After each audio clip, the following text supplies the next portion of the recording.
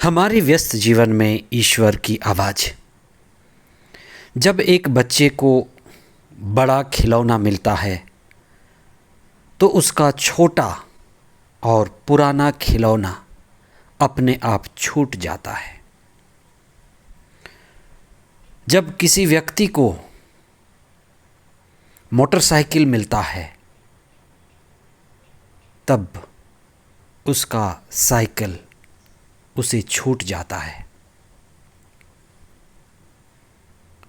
जब किसी को बड़ा घर मिलता है तो उसका छोटा घर छूट जाता है।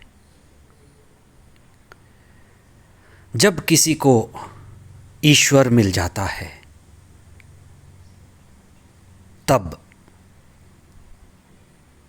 व्यर्थता, माया, संसार उसे छूटता है। बड़े को पाकर छोटे को छोड़ना, यही आध्यात्मिक प्रगति है।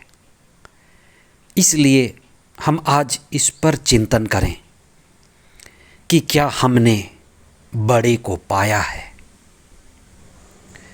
4 सितंबर 2025, 22वां सामान्य सप्ताह, बृहस्पतिवार। पहला पाठ कोलोसियों के नाम संत पौलुस का पत्र, अध्याय 1 पद संख्याएं 9 से 14 तक, और संत लूकस का सुसमाचार, अध्याय 5 पद संख्याएं 1 से 11 तक। ईश्वर जब भी कोई बड़ा काम इस दुनिया में करता है तो मनुष्यों की सहायता लेता और कई बार मनुष्यों की सहमति चाहता है और उनसे सहयोग की भी अपेक्षा करता है। इसीलिए कहा जाता है कि बड़ी सुखद घटना तब घटती है जब ईश्वर मनुष्य से मिल जाता है और मनुष्य ईश्वर की योजनाओं का सहभागी होता है। Great thing happens when God mixes with man or woman। बड़ी घटना तब घटती है जब मनुष्य और ईश्वर एक साथ आपस में सहयोग करते हैं। आज के सुसमाचार में पेत्रुस की बुलाहट का जिक्र है। ईसा एक दिन पेत्रुस और उनके साथियों, सहयोगियों के पास आए। उस समय ईसा ईश्वर के राज्य की स्थापना के लिए कार्य शुरू किए। ईसा ने पेत्रुस को ईश्वर के राज्य की स्थापना के लिए आमंत्रित किया और उससे कहा कि तुम अब मछली से मनुष्यों को पकड़ोगे। अब मछली से बड़ा मनुष्यों को पकड़ोगे। छोटे काम छोड़ोगे और बड़े काम करोगे। आज के सुसमाचार में ईसा की मुलाकात एक निराश, हताश, थके हुए मछुओं के समुदाय से हुआ। वे रात भर मेहनत किए पर कुछ मछली नहीं पकड़ पाए थे और उन मछुओं का नेता पेत्रुस था, ईसा का प्रथम शिष्य। उस निराश, हताश, असफल समय में ईसा ने सबसे पहले पेत्रुस और उनके साथियों को ईश्वर की वाणी सुनाया। ईश्वर की वाणी जिसे उनका हृदय खुल जाए। ईश्वर की वाणी रोशनी है। ईश्वर की वाणी ज्योति है। ईश्वर की वाणी हमारे हृदय को शुद्ध करती है। वाणी सुनने के बाद पेत्रुस ने जिसके नौके पर ईसा बैठे थे जब उनका हृदय निराशा से आशा, अंधकार से ज्योति और बेचैनी से प्रभु की ओर खींचे, तो ईसा ने पेतरुस से कहा कि अब अपनी नाव गहरे पानी में ले चलो। प्रभु ईसा बढ़ाई थे, उनका पिता बढ़ाई था। पेतरुस जन्मजात मछुआ था, लेकिन बढ़ाई मछुए से कहता है कि गहरे पानी में जाल डालो। ईसा बढ़ाई नहीं, सद्गुरु हैं, प्रभु हैं, ईश्वर के बेटे हैं।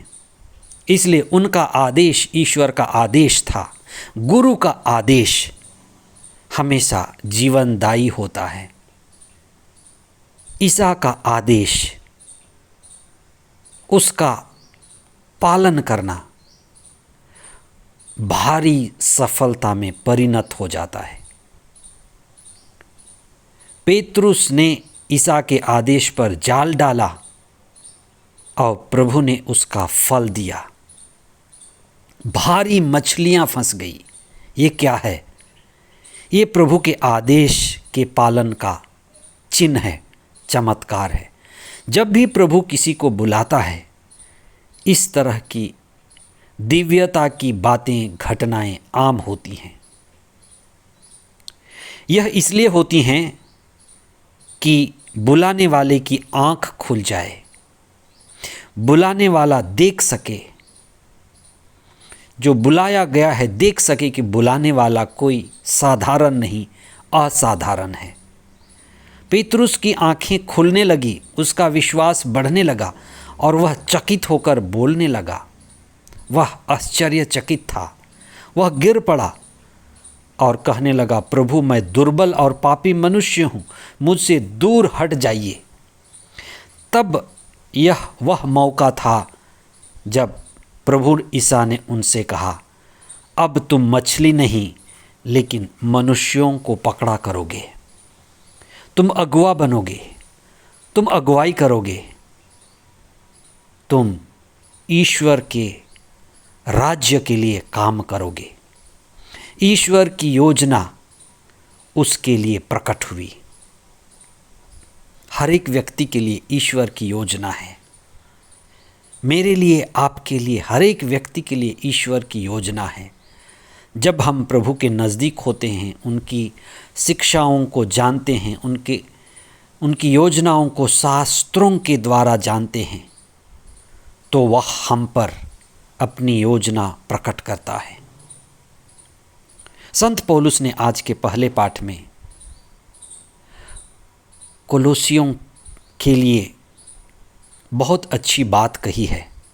संत पौलुस कहते हैं कि जब हमने आपके विषय में जाना और प्रभु के वचन को आपको सुनाया, तब से हम सतत आपके लिए प्रार्थना कर रहे हैं, क्योंकि आप बड़ी उदारता से, ईमानदारी से प्रभु का स्वागत किए, उनकी शिक्षा को जानने के लिए तत्पर रहे।